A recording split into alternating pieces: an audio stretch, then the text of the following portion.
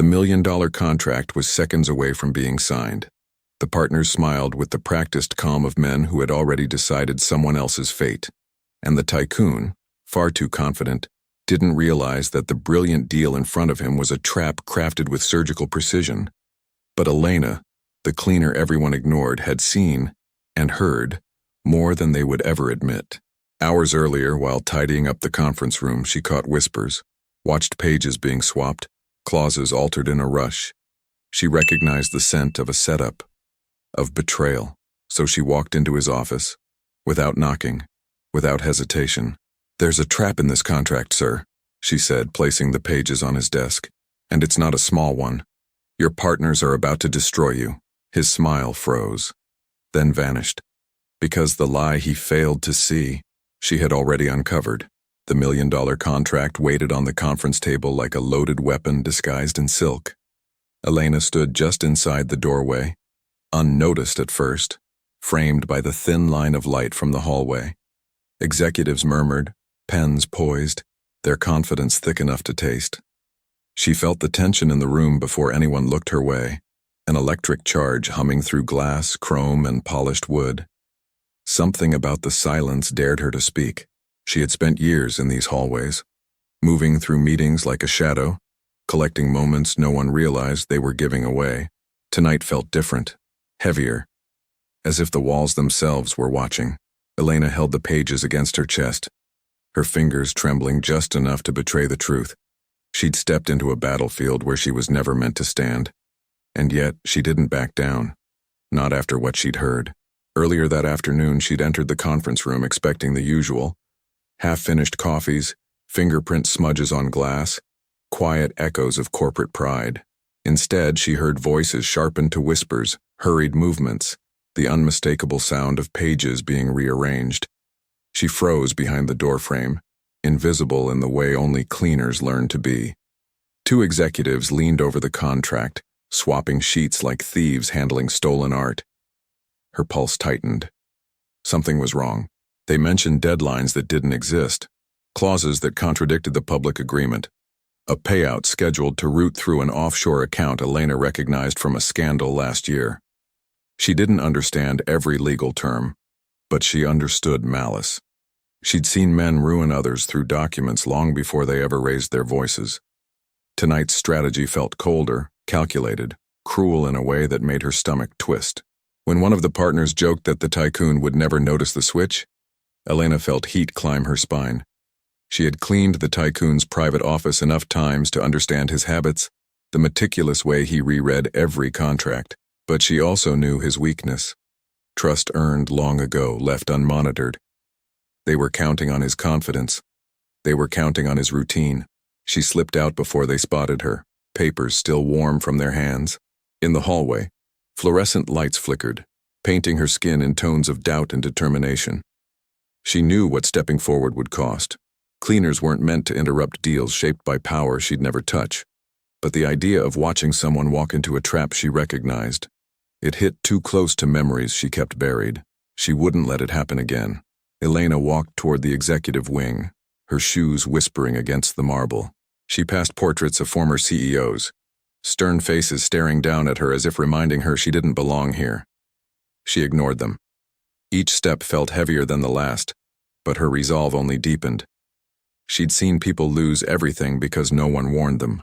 Not this time. Outside the tycoon's office, she paused. The door was half closed, warm lamplight spilling through the gap.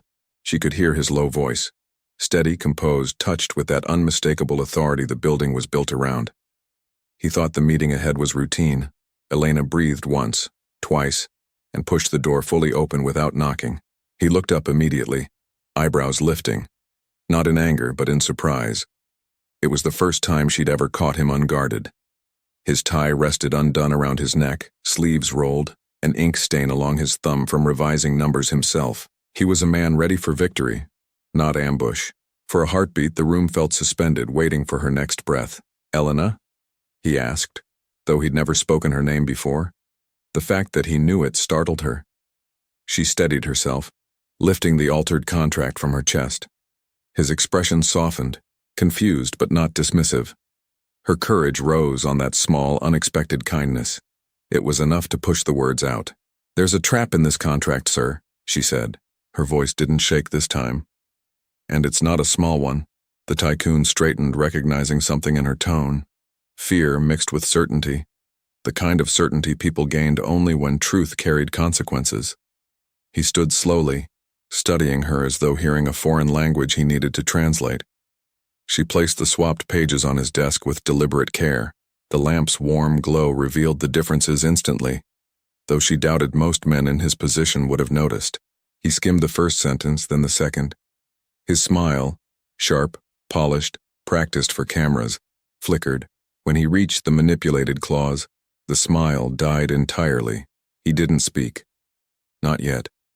His jaw tightened, his fingers curling slightly as if resisting the urge to tear the document in half. Elena watched the transformation with a tremor of unease. Men with power often reacted unpredictably when told they'd been deceived. But there was something else in his stare, an old pain, awakened rather than surprised. "Where did you get this?" he asked quietly. No threat, no accusation, just a man asking how deeply the betrayal ran. Elena met his gaze without flinching.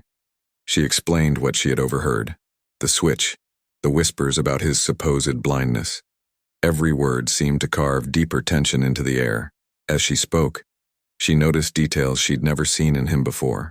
The way his eyes darkened when processing risk, the faint tremor of breath when he realized trust had been weaponized, and the subtle, nearly invisible way he leaned toward her, not as a superior, but as someone recognizing a lifeline they didn't expect. When she finished, silence settled, heavy and alive. The Tycoon's posture shifted, losing its casual confidence. He wasn't angry at her interruption. He was angry at being underestimated. Elena felt the temperature in the room change, like the quiet moment before a storm breaks.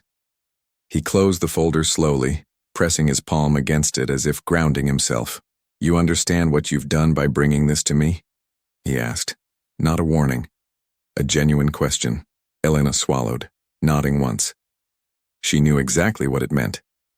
Alliances would break, wars would start, and she had stepped directly into the crossfire.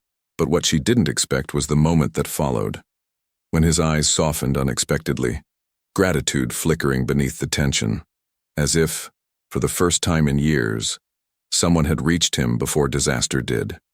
It unsettled her more than his anger ever could. Before she could answer, footsteps echoed in the hallway, fast, purposeful, approaching. The Tycoon's gaze snapped toward the door, then back to her. Something unspoken passed between them, a shared understanding that whatever entered next would change everything.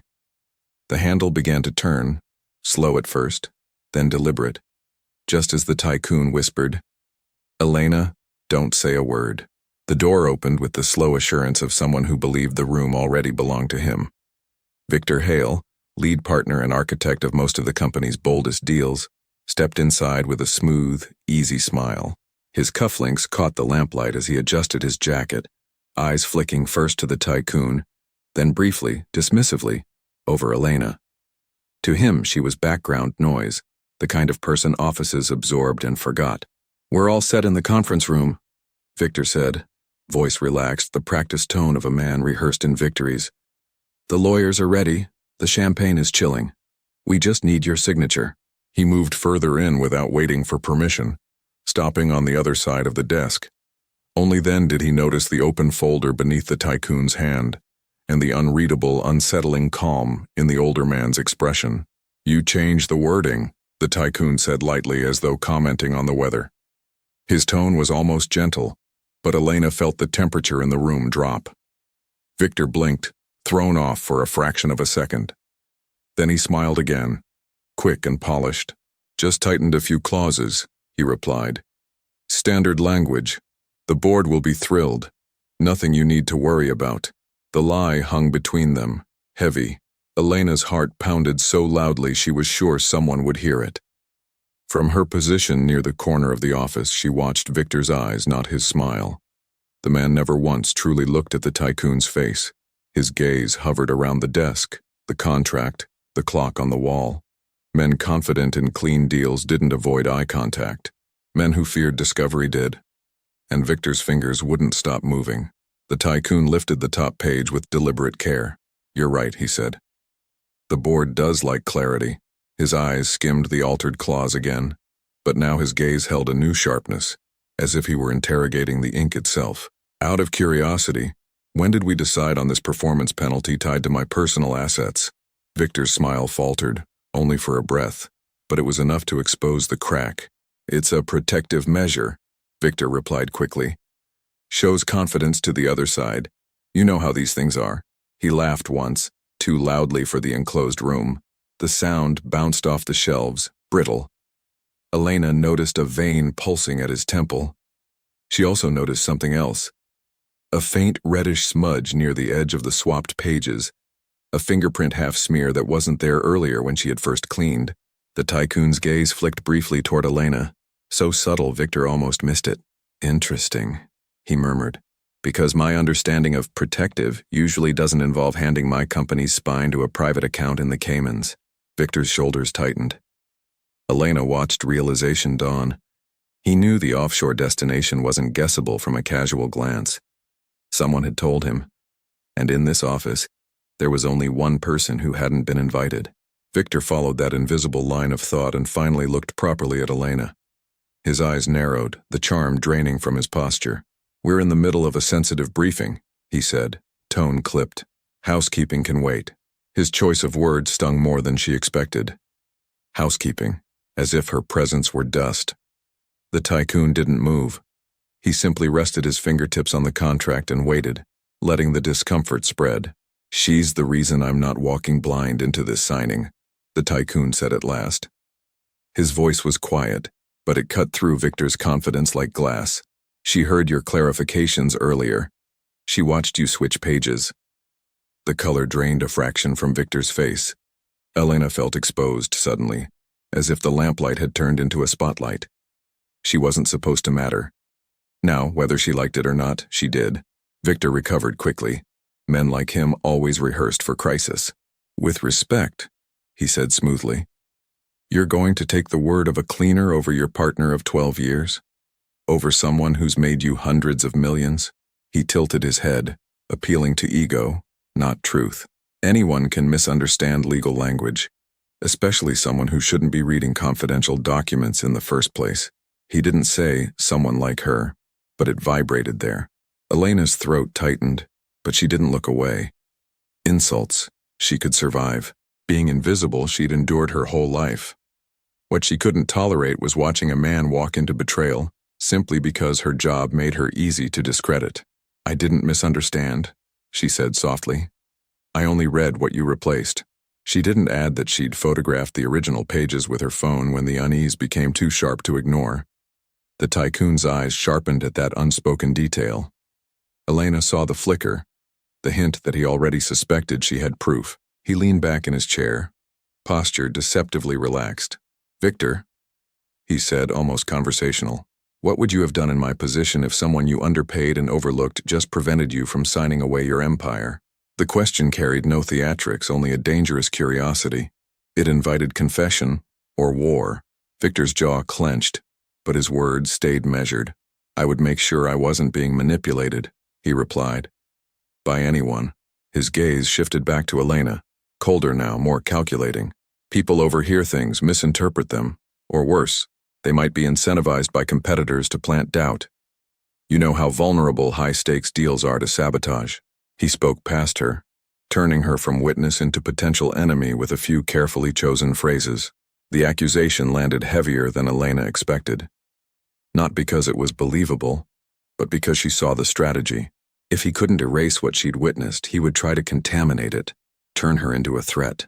"No one paid me," she said, voice steadier than she felt. "If I wanted trouble, I would have stayed quiet. Watching you celebrate while the contract hollowed him out from the inside, that would have paid more in silence." For the first time, a hint of something like respect flickered in the Tycoon's eyes. Not just for her courage, but for the logic in her words. He rose from his chair completely now, stepping around the desk.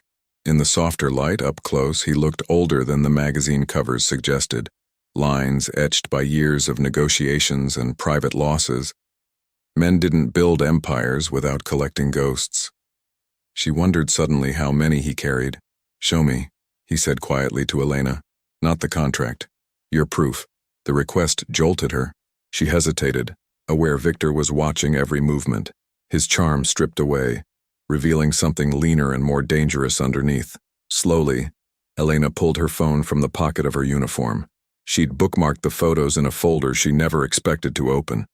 Under the screen's glow, the original clauses stared back, unaltered, precise, relentlessly unforgiving. The Tycoon took the phone without ceremony. His thumb slid across the images, eyes moving with surgical focus. Every so often, his jaw tightened, but he didn't speak. Victor watched, trapped between maintaining composure and calculating exits. Elena realized with a chill that Victor wasn't worried about losing the deal. He was worried about what else might surface if the Tycoon started pulling at threads. This contract wasn't his first quiet betrayal. When the Tycoon finally spoke, his voice had lost its warmth. "You routed the penalty to Redcrest Holdings," he said softly. Victor's face betrayed recognition before he could stop it. "A shell company registered last month. Same director name as your brother-in-law." Subtle. Elena blinked. She hadn't known that part. She'd only seen numbers and phrases. He saw the entire structure beneath them, the architectural bones of a trap someone believed flawless. Victor exhaled slowly, the pretense cracking. "This is business," he said. "You taught me that risk is part of growth. You'll still come out on top, just not as much on top as before." He shrugged, as if slicing away decades of trust were a minor inconvenience. "You're not getting any younger. Diversifying power isn't betrayal, it's survival. I just made sure I survived too." He spoke like a man confessing philosophy, not guilt. The Tycoon studied him with a kind of exhausted clarity, as though finally recognizing the inevitable destination of all unchecked loyalty. Elena watched something subtle leave his posture. A final piece of naivete she hadn't expected him to possess. It troubled her that even men like him could be blindsided. It troubled her more that she understood the lonely expression settling into his features. It looked uncomfortably like the one she wore cleaning empty offices. "Call legal," the Tycoon said at last, his tone turning quiet steel. "Have them join us in the conference room. I want the entire board present." Victor hesitated, gauging whether compliance gave him leverage or merely delayed the inevitable. "If you blow this up now," he warned, "the other side walks. They'll never trust you again. We lose market position overnight." The Tycoon's lips curved faintly. "We don't lose anything built on fraud." Elena didn't fully understand the scope of his decision, but she recognized courage when she saw it. He was choosing humiliation over silence, exposure over complicity. It struck her that powerful men rarely accepted short-term pain for long-term integrity. The realization unsettled her. It made him harder to categorize. Not the villain she'd assumed, not the untouchable icon in those framed magazine covers. Something more complicated, more dangerous because he still believed in lines. Victor's phone buzzed once in his pocket. He checked the screen too quickly, a flash of relief crossing his features. Elena caught the message preview for a heartbeat in the reflection of the glass cabinet. They're early. In the lobby, her stomach twisted. Whoever they were, Victor had contingencies moving. This signing wasn't just a deal, it was a coordinated strike. And the timing suddenly felt much less accidental than before. "They'll be here any minute," Victor said, covering his reaction with forced calm. "I suggest you decide how you want to look in front of them. Strong and decisive, or paranoid because your cleaner overheard a few phrases." The jab was deliberate. Make Elena the problem, not the altered contract. She felt the weight of his contempt like a physical thing, pressing against her ribs, trying to compress her back into silence. Instead, the Tycoon turned fully toward her. "You came to me knowing they could fire you for this," he said.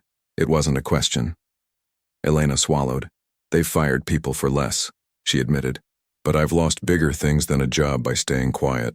The admission slipped out before she could stop it, carrying memories she never discussed.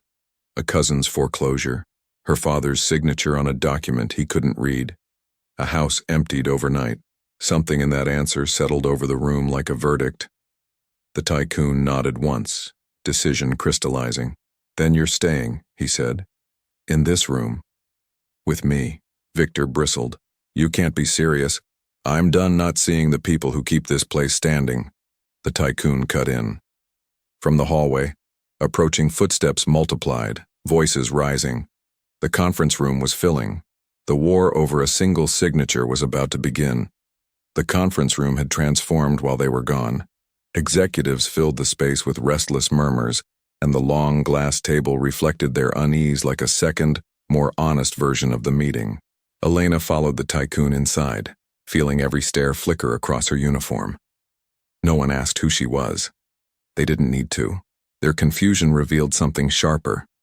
Fear.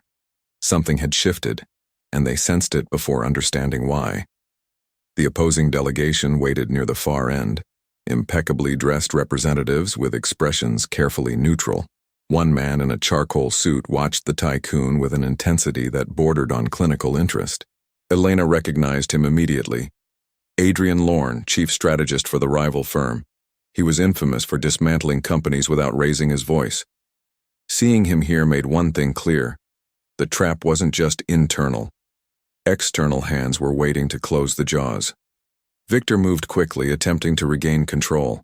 "Ladies and gentlemen," he announced, "the signing will proceed shortly. We're simply finalizing a few last-minute adjustments." His smile stretched too tightly across his face.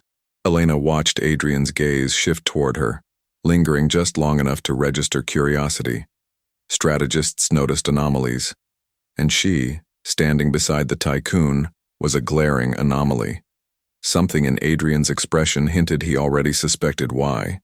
The Tycoon ignored the welcoming gestures and took his seat at the head of the table. Instead of opening the altered contract, he folded his hands calmly. The silence he allowed to settle was deliberate, strategic, unsettling. People covered tension with noise. Powerful men weaponized silence. Elena felt it radiate outward like pressure from deep water, forcing every person at the table to confront their own nerves. Victor's pen clicked compulsively. Adrian broke the quiet first. "Shall we begin?" he asked, voice smooth, almost polite. His eyes never left the Tycoon's face. Elena noticed something chilling beneath that civility, a confidence that suggested he believed the outcome was already locked in. Traps didn't require permission, they required timing, and Adrian's posture said he believed they were seconds from victory. She wondered how many contracts he'd buried behind those unreadable eyes. The Tycoon leaned back slightly, fingers steepled. "Before we sign," he said, "I want to discuss a discrepancy." Every executive twitched. Adrian's smile didn't falter, but his pupils narrowed almost imperceptibly. Victor straightened, feigning confusion. Elena watched the subtle chain reaction. Ambition shifting, alliances recalibrating, greed exposed through micro-expressions. These men negotiated empires, yet the word discrepancy made them flinch like schoolchildren awaiting punishment. "What discrepancy?" Victor asked, voice light but strained. The Tycoon didn't look at him. "A clause that appeared in the latest revision," he responded. "One that redirects liability in a highly unusual way." He let the sentence dangle, not specifying details. The decision forced Victor or Adrian to reveal whether they already knew. Elena admired the move. It was elegant in its cruelty. Victor swallowed. Adrian's smile cooled by a degree. Adrian adjusted his cufflinks, buying time. "Revisions are part of negotiations," he offered. "Sometimes they move quickly. If there's confusion, I'm sure we can clarify." His tone was diplomatic, but Elena heard steel beneath it. This man wasn't accustomed to being challenged, certainly not in a room he believed he controlled. The Tycoon glanced briefly toward her, a silent acknowledgement that the balance was shifting. Not fully, but enough to fracture their certainty. Elena stood at the wall, hands clasped behind her back, trying to appear smaller. But every so often someone glanced at her again. She realized word had already spread. The cleaner walked in with evidence. The hierarchy here wasn't built for such inversion. These people clung to status like armor. Watching their discomfort gave her a strange sense of belonging and alienation at once, as if she had stepped into a version of herself she wasn't prepared for. The Tycoon opened the contract finally, turning to the manipulated clause. "This," he said, tapping the page lightly, "was slipped in earlier today." Victor shifted, preparing another lie, but the Tycoon continued. "And interestingly, This version appears to benefit your firm more than ours, Adrian.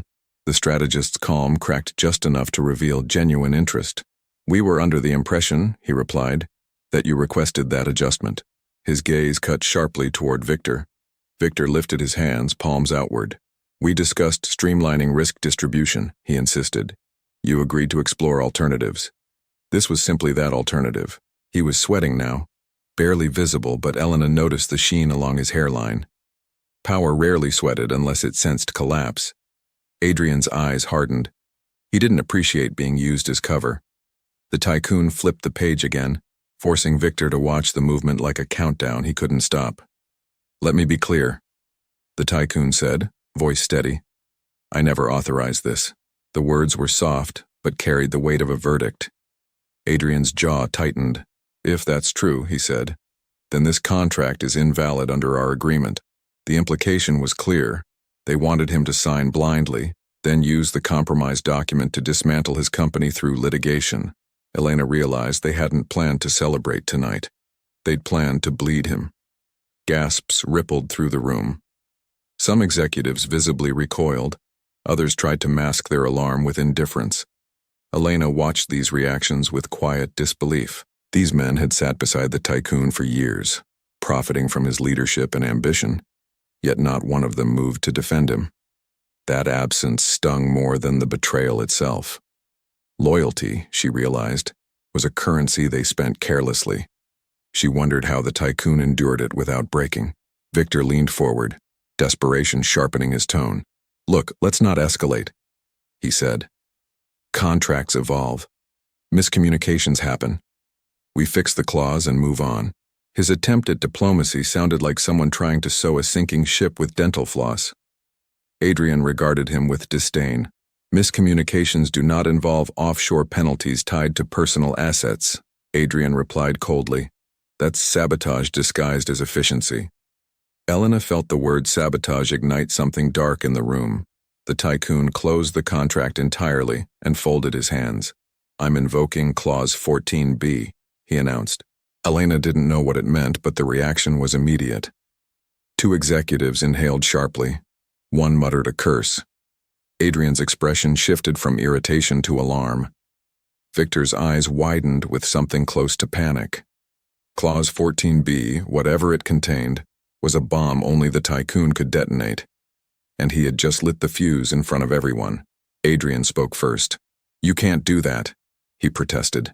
The Tycoon arched an eyebrow. I negotiated it, he said. I can absolutely do that. Elena watched Victor's composure crumble. Clause 14B, she realized, must trigger external audits or freeze negotiations. Something that would expose more than tonight's alterations.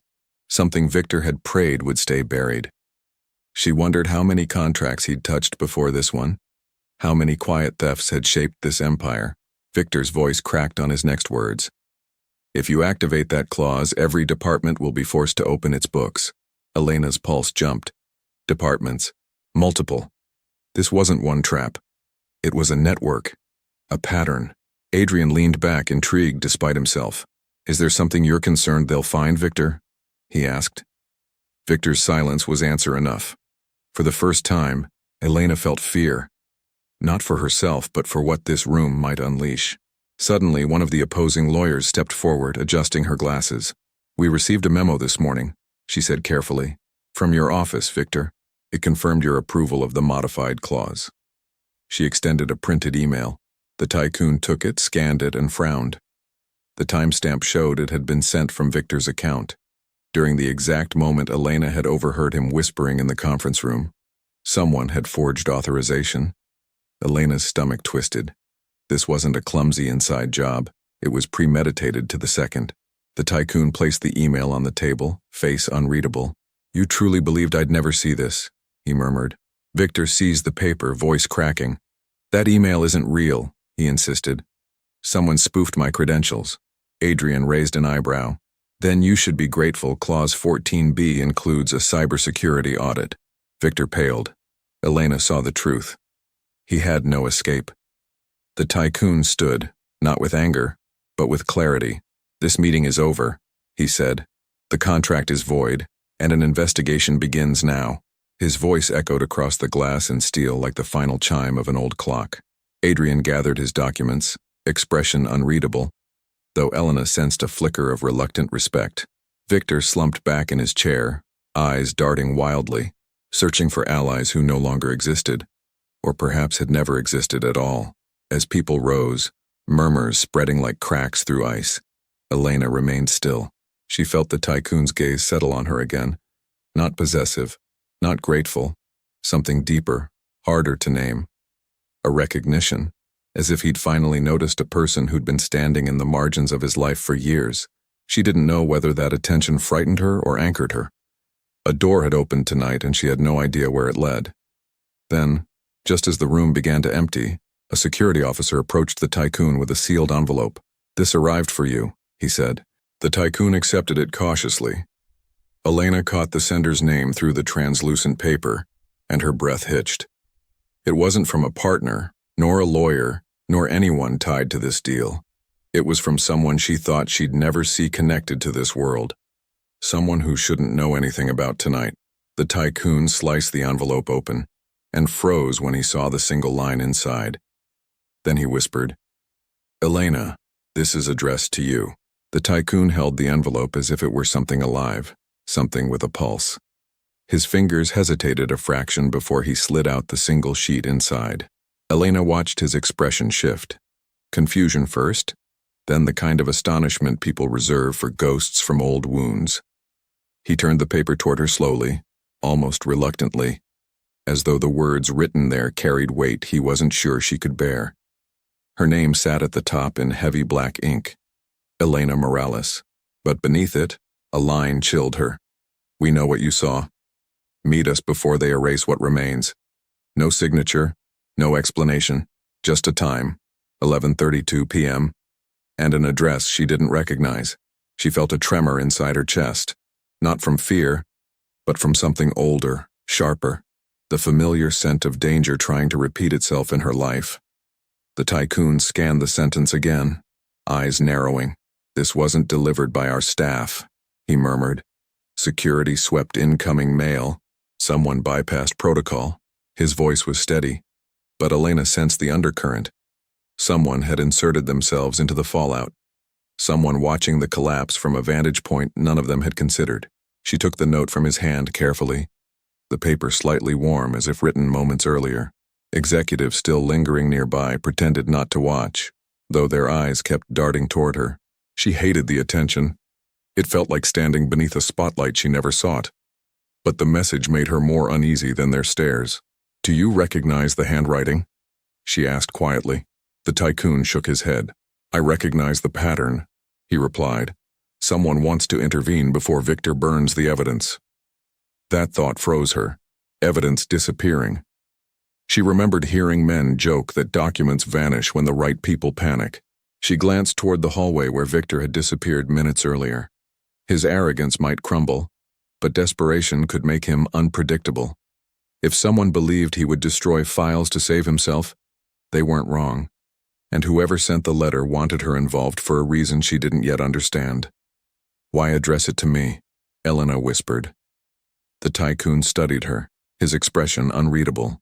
"Because you're the only person tonight who acted without an agenda," he said. "And whoever sent this knows that." The compliment unsettled her. She didn't trust being seen this clearly, not by a man whose world operated on secrets and leverage. Still, there was no denying the truth. Someone outside this room had been watching her steps closely. As they walked out of the conference room, Elena felt the air change. The building no longer hummed with confident energy. It pulsed with unease, as though every light flickered slightly out of rhythm. The Tycoon motioned for his head of security, who joined them immediately. Expression tight. "There's an outside actor," the Tycoon said quietly. "Track all entrances for the last hour." The guard nodded and vanished, but the certainty in his stride faltered. They entered the dim west corridor, where city lights filtered through tall windows in fractured reflections. Elena stopped suddenly. Something felt wrong. "Someone's been here," she said. The Tycoon frowned. "How do you know?" She lifted her gaze toward a maintenance panel near the corner, slightly ajar. Most people would have ignored it. But she had cleaned this building for years. That panel was never left open. Never. The Tycoon stepped closer, examining the metal door. This accesses wiring for internal security cameras, he whispered. If someone tampered with footage, his sentence trailed off, but Elena didn't need him to finish. Someone was removing proof of the switch before it reached investigators. Someone fast, precise, invisible. She felt her palms dampen. These men knew how to erase traces, and possibly witnesses. A sudden crash echoed from deeper in the hallway. Not loud, sharp, fast, controlled. The Tycoon motioned for Elena to stay behind him, but she followed anyway, the instinctive part of her refusing to shrink back. They reached the corner, and the source revealed itself. A storage room door, half open. Light spilled onto the floor in a thin, trembling line. The Tycoon pushed the door wider. Inside, a stack of archival boxes had toppled over. But the boxes weren't the strange part. What made Elena freeze was the absence. The shelf where legal backups were kept, years of contracts, audits, and internal reviews, had a gap carved into it. 3 binders were missing, not misplaced, removed by someone who knew exactly what to take. The Tycoon exhaled, a slow breath edged with fury. These correspond to Victor's earliest negotiations, he said. Someone's cleaning his trail. Elena felt a heaviness settle in her stomach. She thought tonight's betrayal started with the swapped pages. But this began years ago. Someone had built a quiet empire inside his empire, brick by brick, hidden under polished surfaces and signatures. This isn't just Victor, she whispered. Someone helped him. The Tycoon nodded grimly. Someone with access. Someone who knows how to stay hidden. Before she could respond, his phone vibrated. He checked the screen, brow tightening. Security found something, he announced. A man entered through a service door and left 15 minutes ago. No badge, no record. He paused. But he left something behind. Elena's breath caught. What? The Tycoon turned the phone toward her. A photograph of a glove. Black leather, pristine, lying neatly on the floor near the service exit. Elena stared at the image. The glove wasn't random. It was placed, presented. A calling card from someone disciplined enough to send messages without words. Her pulse quickened. She had seen a glove like that once, years earlier, when a man her father trusted came to review documents before the house was taken. He wore gloves exactly like that, expensive, unmarked, forgettable, except she never forgot. That style belonged to a network, not an individual. What are you remembering? The Tycoon asked softly. Elena didn't realize she'd gone pale. Those gloves, they used them in foreclosure raids, she said. The ones where families didn't get warnings. My uncle lost everything because of men dressed like this. The Tycoon's eyes sharpened with sudden understanding. Then this goes deeper than corporate sabotage. His voice dropped. Someone who's done this before is doing it again. They both turned as footsteps approached. A young analyst, breathless, clutching a tablet. Sir, he said, you need to see this. He handed the screen to the Tycoon. Elena leaned in enough to glimpse the image, surveillance footage from an exterior alley. A man in a coat walked calmly toward a waiting car. He didn't rush. He didn't hide. Before getting in, he looked directly at the camera and placed a second black glove on the hood. Elena felt her throat close. The message was unmistakable. We can get close. The car drove away, disappearing into city lights that swallowed evidence whole. The Tycoon lowered the tablet slowly, expression hollowed by realization. This isn't about the contract anymore, he said. This is about whoever has been watching my company for years. He stepped closer to Elena, voice low but urgent. And they want you involved. That's why they addressed the letter to you. She swallowed hard. But why me? The Tycoon studied her face for a long moment. Because someone believes you can expose what others refuse to see. Elena didn't know whether to feel honored or hunted. The hallway seemed smaller suddenly, narrower, as though the building itself were tightening around them. She clutched the envelope without realizing it, her thumb brushing the ink of her name again. A shadow crossed the floor. Movement at the far end of the hallway. The Tycoon stiffened. Elena stepped back instinctively. For a heartbeat, they saw the outline of a figure watching them, still silent, patient. Then, as if pulled into darkness by invisible hands, the figure vanished. Elena felt the breath punch out of her lungs. The Tycoon whispered, "They're inside the building." The lights flickered once, then the entire floor went dark. The darkness swallowed everything at once. Lights, reflections, certainty. Elena froze, hearing only her own breathing and the faint hum of emergency generators sputtering somewhere below. The Tycoon silhouette remained beside her, rigid and alert. Without electricity, the building's polished elegance dissolved into a cavern of unseen corridors.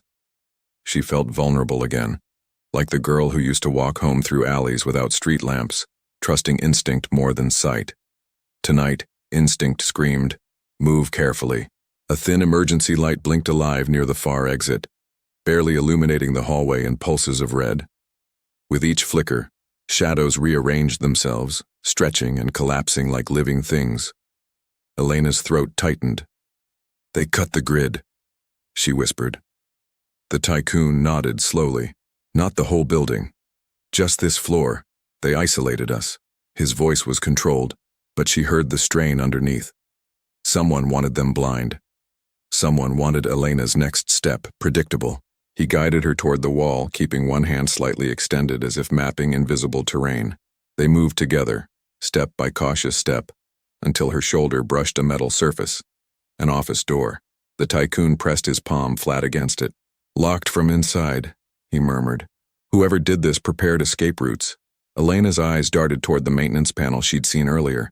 If someone tampered with footage once, they could rewrite the entire night with a keystroke. A sudden metallic clang echoed from the stairwell. Elena flinched, gripping the envelope instinctively. The Tycoon angled himself between her and the noise, posture coiled. Footsteps followed. Deliberate, too slow to be panic, too measured to be security. "We need to avoid the stairs," he said. "That's where they'll funnel movement."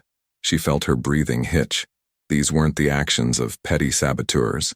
These were professionals operating with choreography. He pointed toward the conference room. "There's another exit behind the paneling, hardly used." Elena blinked. "You have a hidden door?" He gave a humorless half-smile. "We built this tower during turbulent years. Contingencies were non-negotiable." They slipped back toward the conference space, guided by the faint rhythm of emergency lights. The room felt different now, colder, the shadows deeper. The long table gleamed faintly, reflecting only their silhouettes. Elena's gaze moved instinctively to the empty chair Victor had occupied earlier. A strange stillness lingered there, as though the air remembered his panic. She swallowed. "Do you think he's still in the building?" The Tycoon paused before answering. "Victor always runs toward leverage, not exits. If he stayed, it's because he believes he still has something to bargain with." His words were quiet but heavy. Elena felt a knot form in her stomach. He pressed his hand against a seamless segment of the wall. For a moment, nothing happened. Then a soft click, like a breath being released, filled the room. A narrow section of paneling shifted, revealing a dim passage behind it. Elena stared. The air inside felt colder, untouched by the heat of crowded offices. The Tycoon motioned her through first. She hesitated, then stepped into the narrow corridor. The darkness swallowed her almost immediately. The door closed behind them with a muted thud. The walls were concrete now, stripped of corporate sheen. Elena ran her fingertips along the surface, feeling years of dust settled in tiny ridges. "No cameras here," the Tycoon said. This passage was designed to avoid surveillance entirely. Elena's heart thumped. A place built to hide executives was now protecting a cleaner. The irony wasn't lost on her. She walked quietly, guided by the echo of their steps. Halfway through the corridor, she noticed something strange. A faint beam of white light slicing under a door ahead. "Someone's in there," she whispered. The Tycoon stopped. That room was sealed during renovations. No one should have access. They approached slowly, silence stretching between them like a fragile thread. Elena pressed her ear to the door. Papers rustled inside. A drawer opened, and then, a distinct beeping pattern she recognized instantly. A data extraction device. Her pulse spiked. "They're copying files," she breathed. The Tycoon stiffened. Those files were archived decades ago. A chill crept up her spine. Why would anyone steal documents older than she was? She tried to match the rhythm of the beeps to her memories. After a moment, something clicked. The The same cadence she'd heard at night in her father's garage before everything was taken. The same device used by foreclosure teams to erase ownership records. This wasn't coincidence. Someone was repeating an old tactic on a much larger scale. She pushed the thought down before fear overwhelmed her. The Tycoon signaled for patience, then slowly turned the doorknob. It moved freely. Elena's breath caught. Whatever waited inside wasn't hiding. It was expecting to finish its work uninterrupted. The door opened silently, revealing a small room lit by a single portable lamp perched on a crate. Stacks of shredded documents covered the floor like pale confetti. A laptop sat open, running extraction software tied to a portable drive. But the person behind the laptop made Elena's blood freeze. It wasn't Victor. It was a woman. Blonde hair in a tight braid, black coat, surgical gloves. She didn't flinch when they entered. Instead, she looked at Elena with unsettling familiarity, as if recognizing someone she'd been waiting to meet. "You're late?" the woman said softly. Elena's pulse roared. "Who are you?" The woman tilted her head. "Someone cleaning the mess Victor started. Someone who warned you once before." Elena's breath shook. She didn't remember this woman, but her eyes, cold blue, watchful, stirred a memory buried under years of grief. A woman with that same gaze had visited her home before the eviction, asking formal questions while pretending sympathy. The Tycoon stepped forward. "Explain yourself," he demanded. The woman smiled faintly. "Your partner wasn't working alone. Someone higher authorized his actions." She gestured to the files. "These are the trail, old operations, names wiped, properties seized legally but unethically. You were never the target. Your company was the vessel." Elena felt dizzy. This wasn't sabotage. It was an old machine resurfacing, using corporate deals as camouflage. The woman continued calmly. "The letter I sent was your only chance to intervene before everything vanished. You're here because you notice what others overlook." She met Elena's eyes. "People like us are trained to watch shadows." Elena bristled. "I'm not like you." The woman's smile deepened. "Not yet." The Tycoon moved protectively between them. "You're done here," he said. "Walk away before security arrives." The woman chuckled softly. Security already arrived. She pointed to the laptop screen. Live feeds from multiple floors showed guards unconscious, slumped against walls. Elena's stomach dropped. This woman wasn't a messenger. She was an entire operation. "You can stop Victor," the woman said, "but not the entity he worked for." She unplugged the drive, slipped it into her coat, and stepped back into the shadows. As she reached the doorway, she paused, eyes locked on Elena. "We'll speak again," she murmured.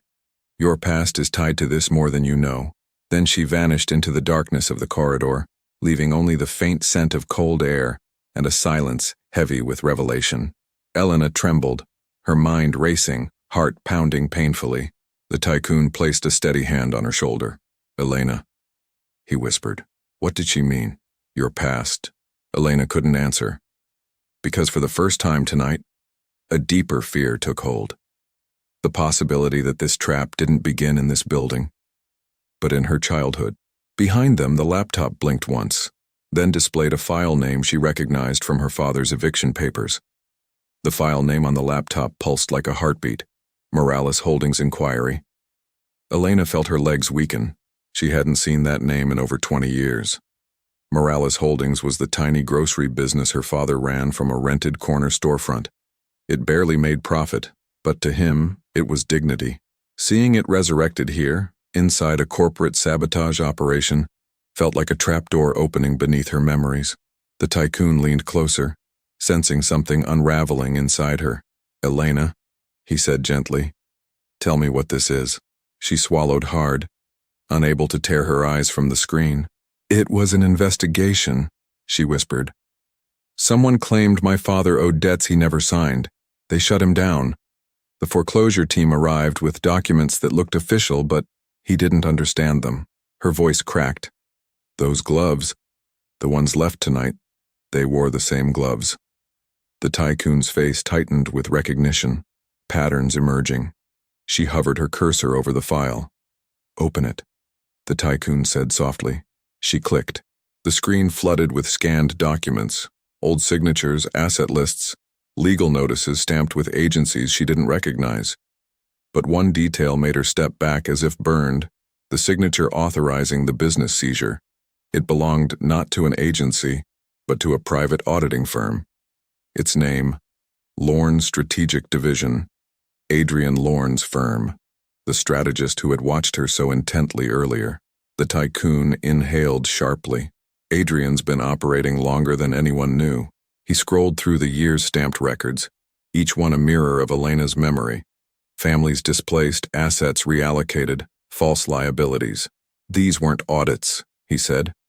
They were acquisitions disguised as compliance. Elena felt a familiar shame flood her. Shame she didn't deserve but carried anyway. Her father died believing he failed. But he hadn't. Someone engineered his collapse. Her chest tightened painfully. They destroyed us, she whispered. And they kept doing it. The Tycoon placed a steady hand on the laptop as if anchoring both of them. You saw what others missed, he said. You stopped them tonight. That alone changes the trajectory of whatever this is. Elena wanted to believe him, but the magnitude of the operation made her feel small again, like a child standing in the ruins of her father's store. A sudden grinding noise ripped through the corridor outside. The heavy metallic groan of reinforced doors shifting.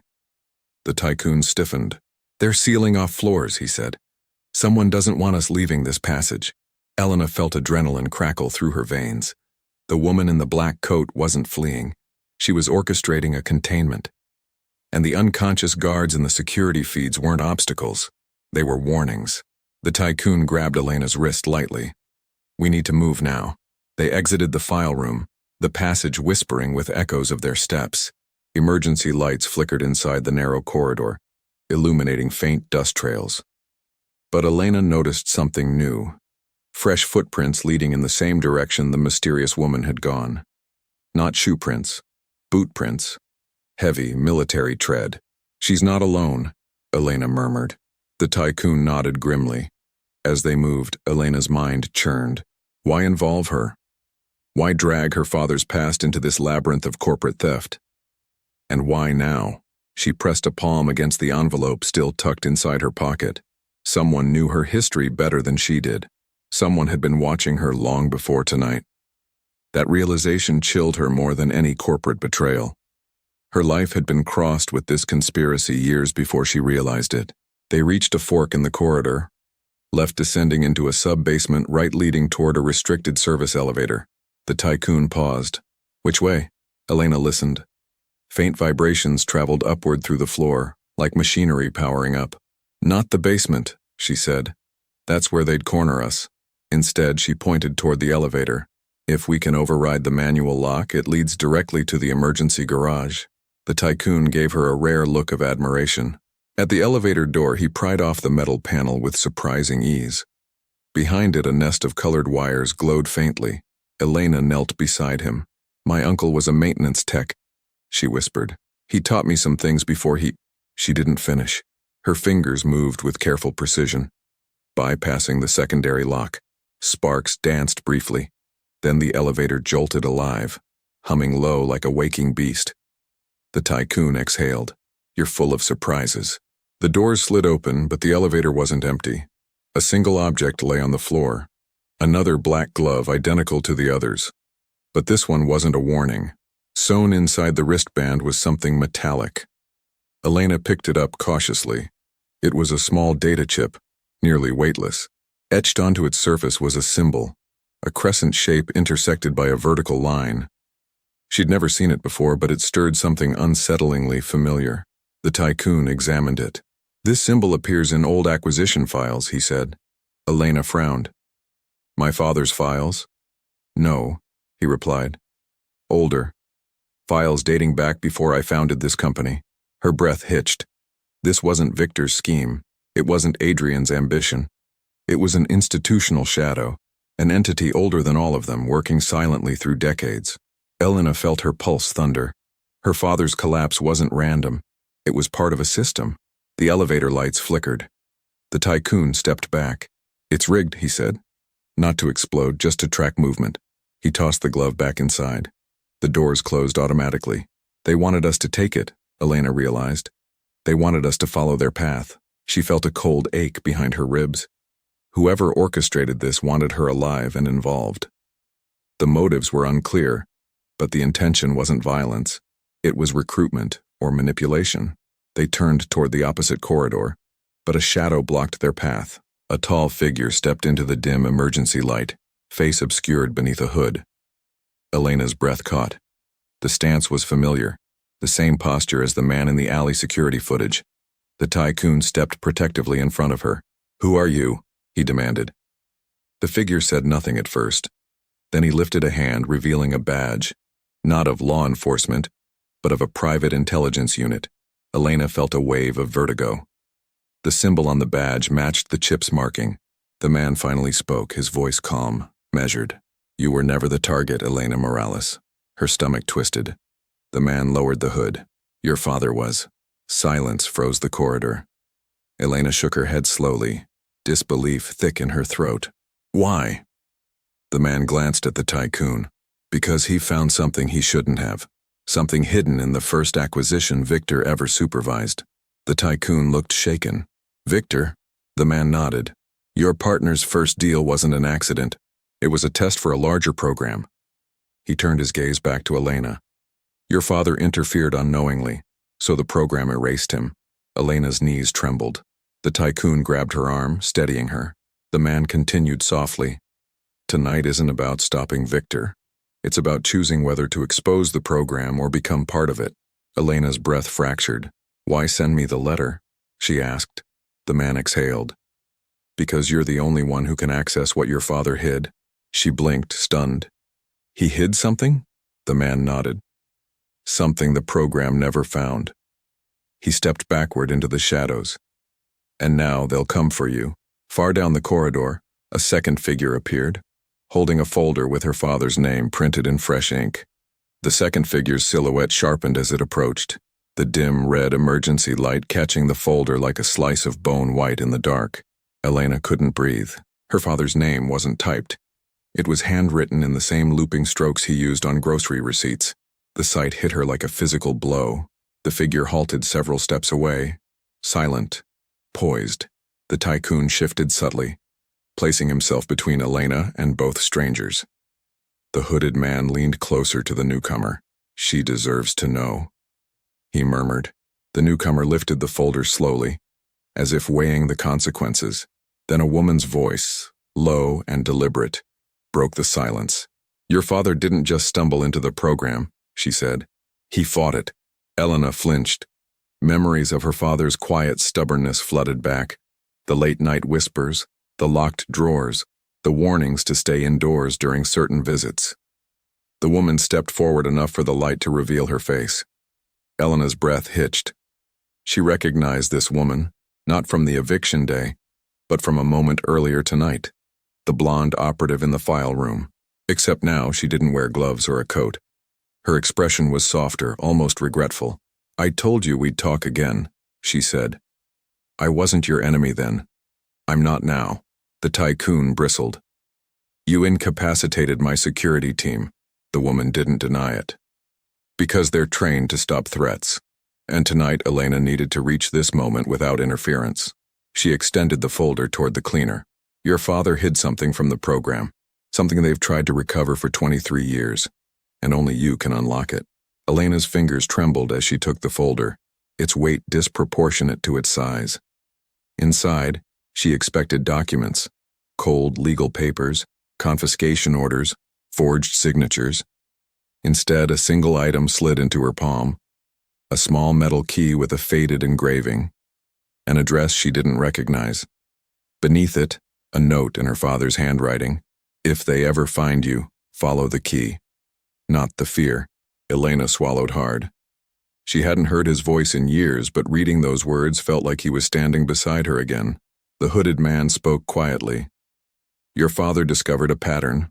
Properties seized not for profit, but for access to something buried beneath them." The Tycoon frowned. "Access to what?" The man hesitated. "Infrastructure, passages, data vaults. The oldest part of the city sits on forgotten architecture." He turned to Elena. "Your father traced everything back to one location. That address. Elena ran her thumb over the engraving. A key to the past. The Tycoon exhaled slowly, realization dawning. You're saying this program isn't about money? The woman nodded. Money is camouflage. The real objective is control. Systemic, silent control. And your company, she looked at him pointedly, is one of the few left that hasn't been fully absorbed. Elena felt her pulse hammer. This was bigger than sabotage, bigger than corporate war. It was a blueprint rewritten over decades. She turned to the Tycoon. Why me? Her voice broke.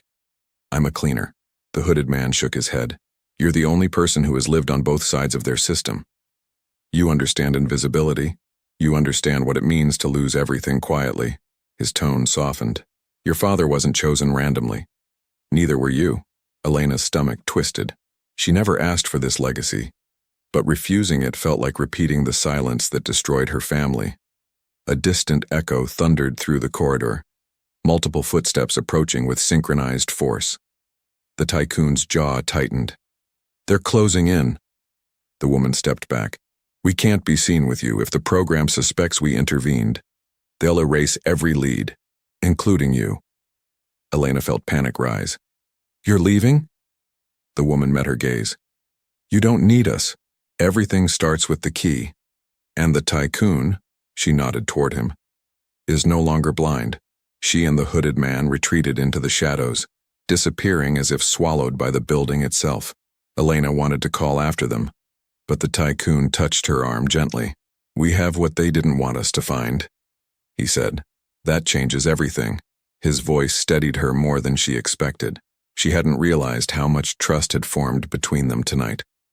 Born not of hierarchy, but survival. They hurried down the corridor, turning just as a group of men in dark suits entered the opposite end. Elena recognized the gloves instantly. She pressed the folder to her chest, gripping the key so tightly the edges dug into her palm. The Tycoon guided her faster, navigating the passageways with instincts sharpened by decades of corporate warfare. But tonight's enemy wasn't boardroom ambition. It was a machine older and colder. They reached a door Elena had never seen, a service exit leading to the garage ramp. The Tycoon shoved it open and cold night air flooded in, sharp and liberating. Go, he urged. They're after the key, not me. Elena froze. I'm not leaving you behind. He gave her a rare, almost paternal look, an expression carved from worry and respect. You're carrying 20 years of truth. My company can survive a battle. You're walking into a war. She stepped into the night, heart pounding, but turned back when she noticed his hesitation. What are you going to do? His answer was quiet, resolute. Expose everything. If I burn loudly enough that the city pays attention. Elena felt tears sting her eyes. She didn't want him sacrificed to the program's silence. But he wasn't asking permission. He was choosing his role in the story unfolding between them. Headlights flared at the end of the ramp. Security vehicles responding to the blackout alert. The Tycoon pushed her gently. Go, follow the key. Elena nodded once, her breath trembling. Then she ran, faster than she thought her legs could move, into the chill night, away from the tower that had become a battlefield. Behind her she heard the Tycoon's voice one last time, carried faintly on the wind. Find what your father died protecting. She clutched the key, feeling its metal warm against her palm. She didn't know where it led. She didn't know what truth waited at the engraved address. But for the first time in years, fear didn't paralyze her. It propelled her. She stepped into the streetlights, the city unfolding before her like a maze she finally had a map for, even if written in trauma and hidden codes. Somewhere above, windows flickered back to life as power returned to the upper floors. Sirens rose in the distance. Elena didn't look back. The envelope, the key, her father's handwriting. They were no longer pieces of her past. They were her compass. And though she didn't feel ready, she felt chosen. Not by the program, not by circumstance, by the truth her father left unfinished. She crossed the intersection, breath steadying, mind aligning with purpose. The engraved address glimmered under the streetlight. A place she'd never been. A place where answers waited like dormant embers. She whispered to herself, not the fear. Then she headed toward the unknown. 3 blocks away, unseen by Elena, A figure watched her from a rooftop, holding a second key identical to hers.